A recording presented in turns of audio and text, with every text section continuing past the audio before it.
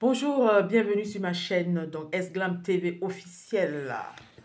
Voilà, n'oubliez pas de liker, de partager, n'oubliez pas de laisser des commentaires, n'oubliez pas de laisser votre avis.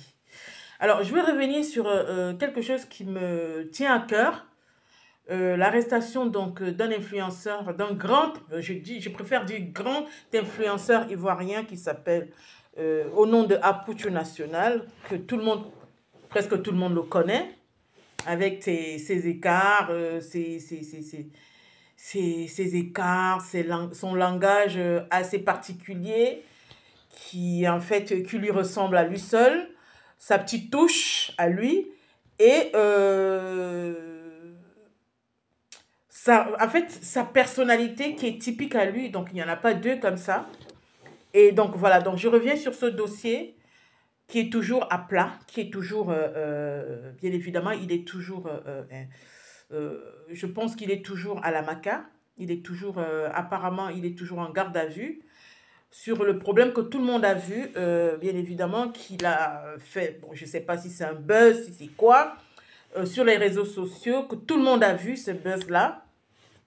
Donc, tout le monde a vu ce buzz-là. Donc, il a montré les billets, les liasses des billets, en disant, bien évidemment, qu'il est le patron. Donc, il a montré les liasses des billets. Donc, ça a choqué presque tout le monde, apparemment.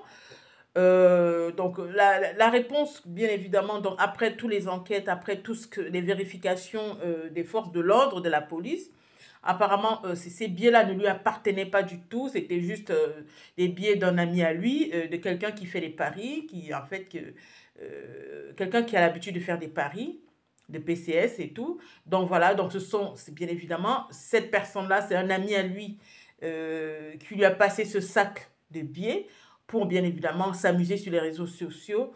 Peut-être qu'il fallait pas le faire, mais il n'est pas la seule personne à le faire, à l'avoir fait.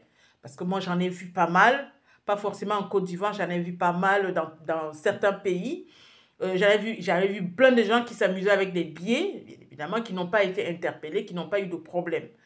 Donc, alors, pour revenir à ce que je disais, donc, alors moi, j'ai pas de retour, j'ai pas de suite par rapport à ça. Je sais que il n'est toujours pas relâché suite à ça. Donc, c'est vrai que bon, que c'était, pour moi, c'était naïf de sa part. Donc, à mon avis, il ne savait pas les répercussions en fait de ce qu'il faisait, de ce geste-là. Pour lui, je pense que c'était un amusement. Pour lui, je pense que, donc, en fait, il s'amusait, bien évidemment, il faisait son buzz, comme d'habitude. Sa personnalité, il est comme ça. Donc, voilà, avec les billets de banque de son ami. Donc, son ami, qui est quelqu'un qui fait des paris, bien évidemment, qui fait plein de paris et qui gagne de l'argent avec ces paris-là.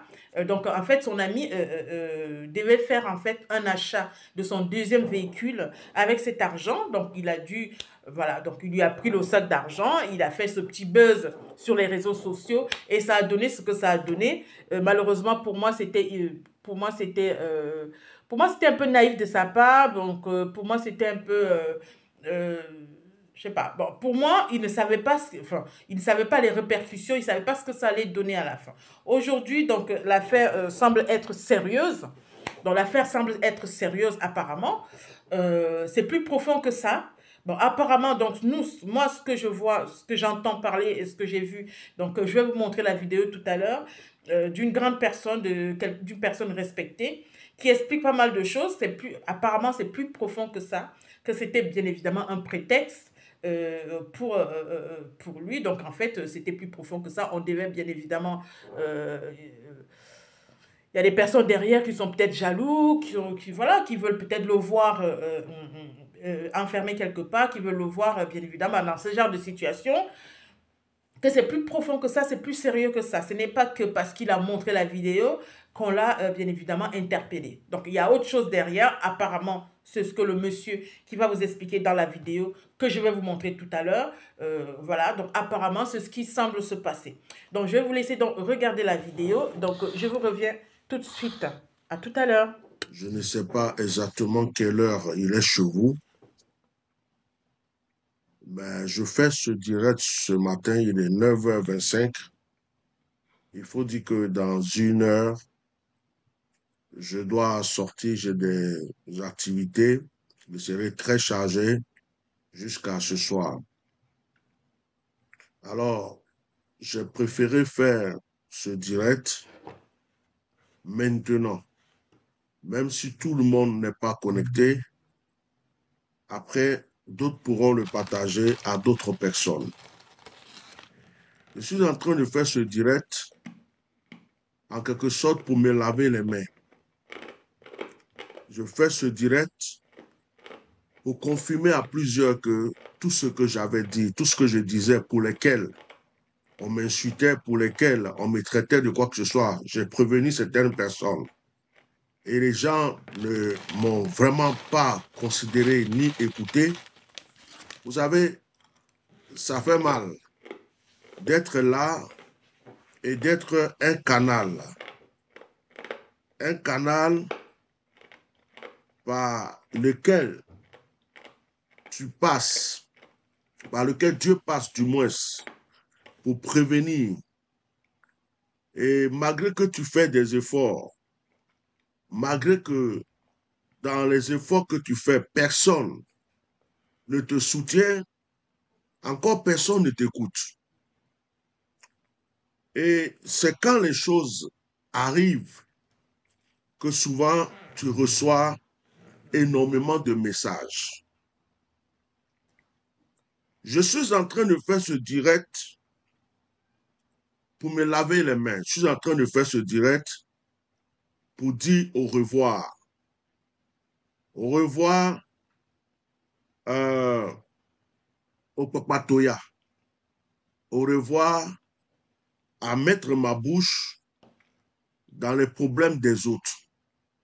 Au revoir à être la personne qui se sent obligée de venir toujours prévenir les autres pour empêcher que des dangers, des choses les arrivent. Au revoir parce que il y a un temps pour tout. J'ai fait ma part. J'ai vraiment fait ma part et je ne pense pas que j'ai quelque chose à rajouter encore. Et nous sommes fin 2024, nous allons entrer en 2025. On ne sait jamais quand on quitte ce monde. Certains de ma promotion sont déjà partis. J'ai des enfants qui ont besoin de moi, de me voir, que je prenne soin d'eux. J'ai des personnes qui m'aiment, qui ont besoin que je prenne soin d'eux avant que je quitte ce monde. Donc, ma vie peut être un sacrifice pour les autres, mais Jésus lui-même là, quand il est mort, il a été ressuscité. Il n'est pas resté dans le tombeau. Donc, même quand on se sacrifie pour les autres, on ne reste pas dans le sacrifice.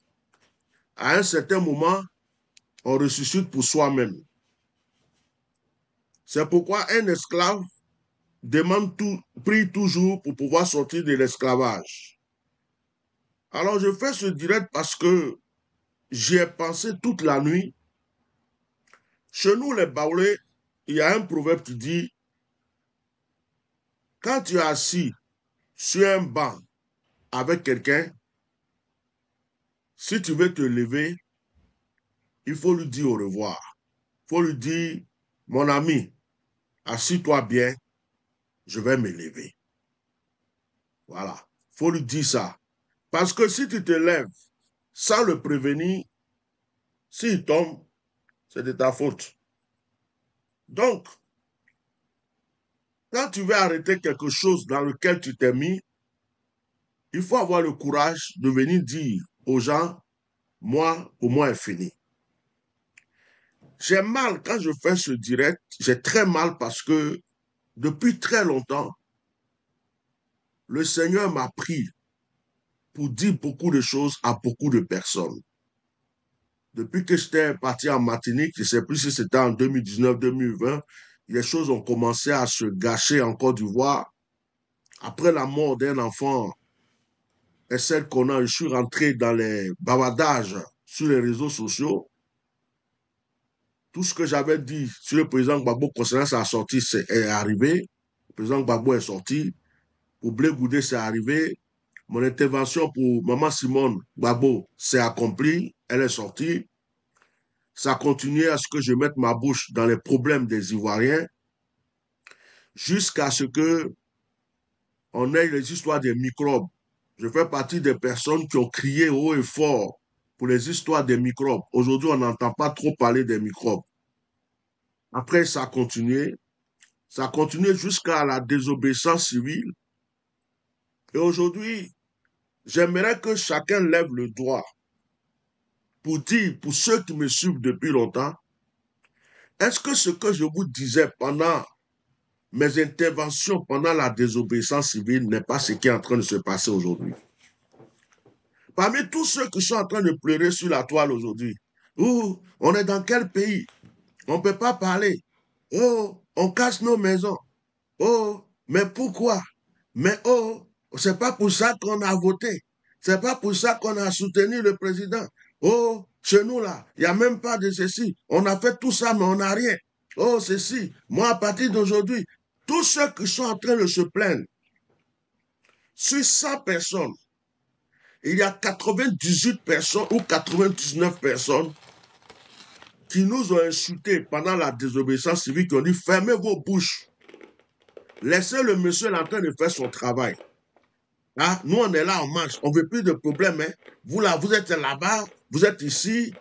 Il y a même des cyber-activistes. Il y a même des gens qui disent sont influenceurs, qui ont attaqué, qui ont dit des choses, tout ça. Et aujourd'hui, on dit que ça n'arrive pas qu'aux autres.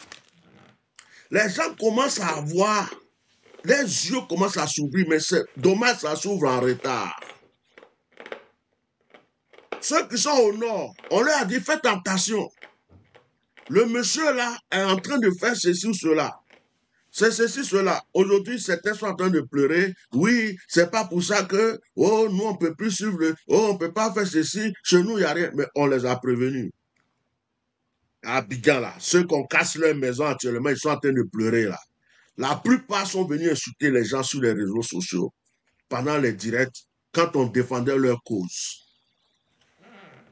Quand on leur disait protéger le président Bédié, on faisait tout. Ça veut dire que j'ai mal parce que tout ce qu'on a dit, tout ce que moi, Atia Nomad, Bishop Messisidé, je me suis assis pour dire, depuis que j'ai mis ma bouche, même dans l'histoire de Didier Arafat, jusqu'à ce qu'on arrive aujourd'hui, même de Bordeaux, on est en train de parler de lui là. C'est-à-dire, quand je parle souvent, les gens ne retiennent pas. Au moment où les gens attaquaient de Bordeaux, je suis venu m'asseoir pour faire l'éloge de Bordeaux, pour dire que de Bordeaux, Dieu va l'élever, Dieu est avec lui. Tout ça, les gens ne voient pas. Quand je viens prévenir des gens pour dire, fais attention, quelque chose va arriver, on n'écoute pas. Et quand ça arrive, c'est là que tu vois des gens, ils ont oublié qu'il y a des gens qui se sont tracassés pour venir les prévenir. Je suis arrivé au point aujourd'hui, depuis hier, je pense, où j'ai décidé que Dieu me fasse grâce, je ne mets plus ma bouche dans quoi que ce soit comme affaire.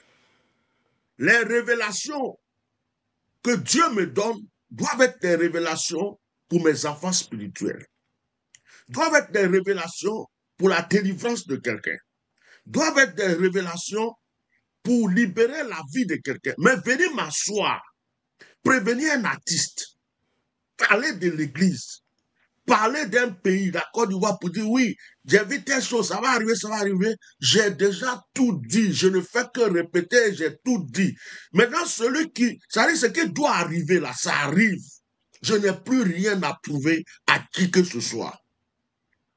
Quand j'ai passé mon temps à prévenir pour notre frère Ouattao, on n'a fait que m'injurier, notre frère parti.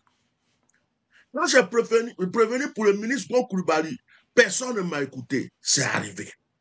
Quand j'ai prévenu notre frère Ahmed Bakayoko plusieurs fois sur les réseaux, tout le monde a vu ça, c'est arrivé. Lorsque je disais, comment il s'appelle là, celui qui passait son temps à insulter les gens, Bob Lee, voilà ce que j'ai vu. Fais attention, exactement la maladie que Dieu m'a montré, ce que j'ai vu sur Bob Lee et ce qui s'est passé, Bob Lee a eu ça, il est parti. Bon, si vous n'aimez pas quelqu'un, même si vous ne voulez pas aimer quelqu'un, Mais quand Dieu le prend, même si la personne l'a pu, et que Dieu le prend, pour venir vous prévenir sur des choses, à un certain moment, il faut écouter au moins ce qu'il dit parce que ça ne vous coûte rien d'écouter. Hein? Tout ça, c'est arrivé. Aujourd'hui, avant d'arriver sur l'affaire de l'IPADA, parce que je vais terminer par l'affaire de l'IPADA. Je vais terminer par l'affaire de l'IPADA. Parce que pour l'affaire de l'IPADA, là, ça ne me fait pas mal, hein? Mais Dieu merci, je vais pouvoir dormir tranquille. Dieu merci, je vais pouvoir me laver les mains. Dieu merci, je vais pouvoir prendre congé de cette affaire de l'IPADA. Parce que où je suis là, si elle dit qu'il n'est pas mal, j'ai mal, hein? Mais c'est Dieu seul qui me console. Mais avant de parler de l'IPADA, deux fois je prévenir certains artistes. Il y a même des artistes, quand tu donnes une révélation, ils viennent se mettre sur la toile pour t'insulter. C'est quand les problèmes arrivent, on se rend compte que quelqu'un avait dit ça, quelqu'un avait dit ça.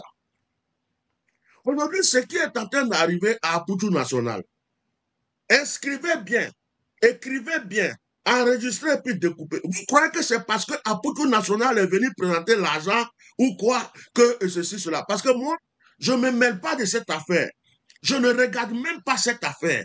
Il est en prison, il n'est pas en prison, il a attrapé, il n'est pas attrapé, il a présenté l'argent, il n'a pas. Je ne le juge pas et je ne le condamne pas et je ne me mêle pas de cette affaire. Mais ce que je vais vous dire, vous le retenez très bien, ce que je vais vous dire. C'est parce que Aputu National lui-même était visé depuis longtemps. Que spirituellement, ils ont tout fait. Avec les prières et autres, et puis la prière de sa mère, ils n'ont pas pu avoir le petit sur d'autres terrains. Et comme lui-même aussi, il est têtu, qu'il n'écoutait pas certaines choses, ça, moi, je ne veux pas qu'on vienne m'insulter après. Bien, je vais me calmer. Mais ce que je vais dire là, ce que je vais dire, c'est que c'est Aputu National seul qui a présenté l'argent sur des directs en Côte d'Ivoire. Pourquoi? D'un coup comme ça, Aputu National, il a commis le péché de montrer l'argent à tout le monde. Aputu National, ils n'ont qu'à attraper Makoso Camille. Ils n'ont qu'à attraper Camille Makoso. Ils n'ont qu'à attraper Makassi. C'est même ma bouche là. Ça vient dans quelque chose.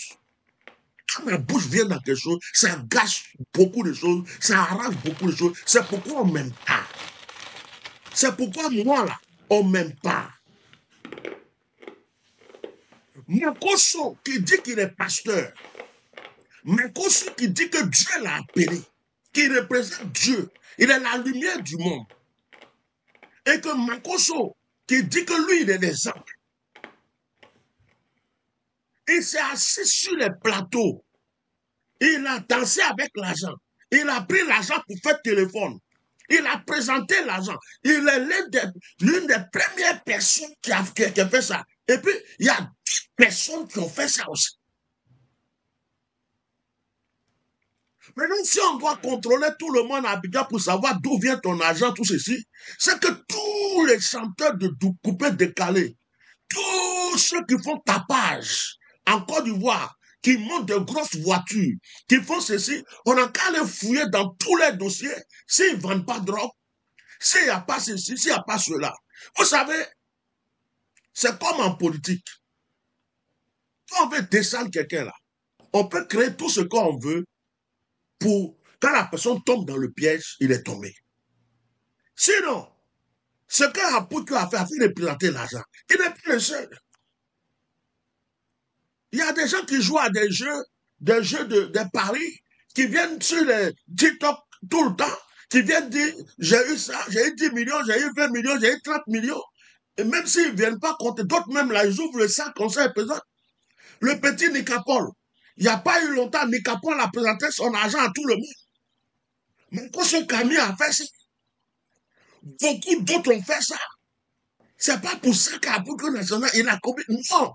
C'est-à-dire, quand tu es visé, quand tu commences à énerver des gens, quand les gens là, tu es venu rentrer dans leur truc, hein?